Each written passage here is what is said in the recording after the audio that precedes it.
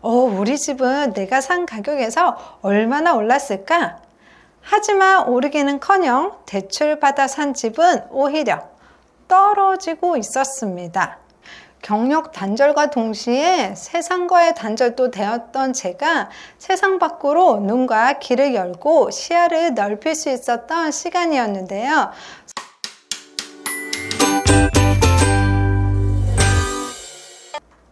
여러분은 어떤 계기로 부동산 공부 필요성을 느끼셨나요? 막상 시작하고 싶은데 무엇부터 해야 할지 몰라서 우왕좌왕 하고 계신가요? 시작은 했는데 하다 말다 하고 있나요? 정말 이렇게만 하면 되는 건지 의심되나요? 저의 초보 시절은 그랬습니다. 하지만 이것을 시작하고 나서는 이런 생각과 행동들이 싹 사라졌습니다.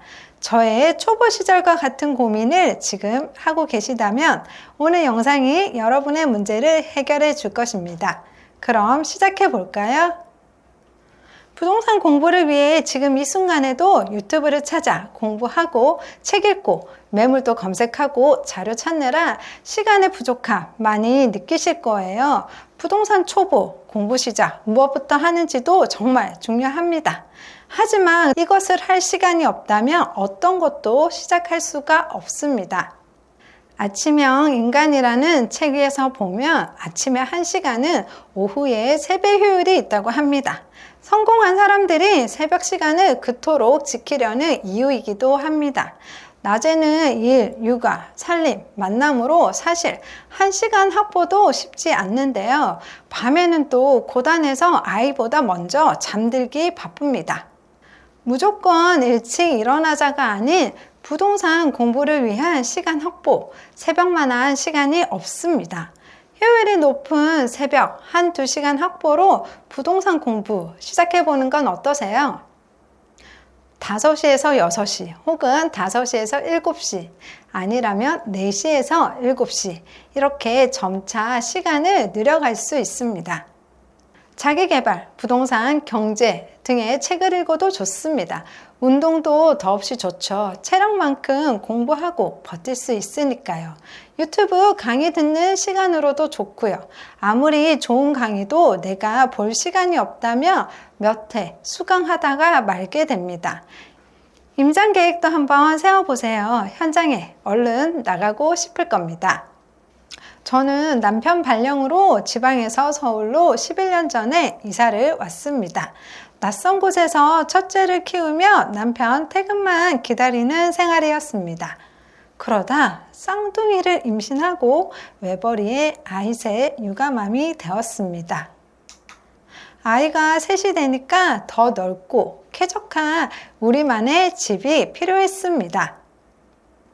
2년 뒤 낡은 서울 아파트 전세살이를 끝내고 수도권 외곽에 있는 방 4개의 아파트를 매수했습니다. 이사를 가고 얼마 되지 않아 한창 여기저기서 집값이 오른다는 뉴스가 들리기 시작했습니다. 우리 집은 내가 산 가격에서 얼마나 올랐을까? 하지만 오르기는커녕 대출받아 산 집은 오히려 떨어지고 있었습니다.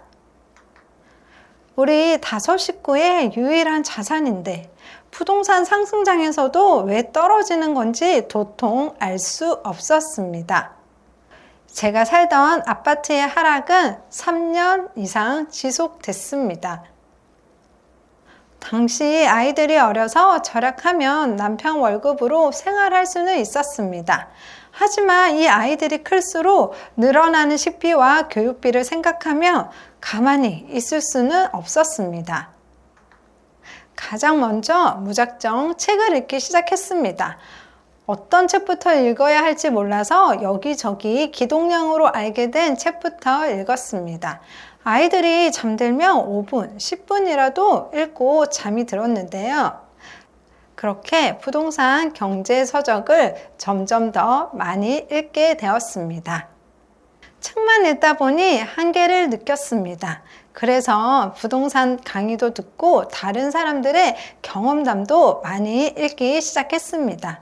하지만 시간이 너무 부족했는데요. 부자들 혹은 성공한 사람들은 아침에 일찍 일어난다는 말에 무작정 미라클 모닝을 하기로 했습니다.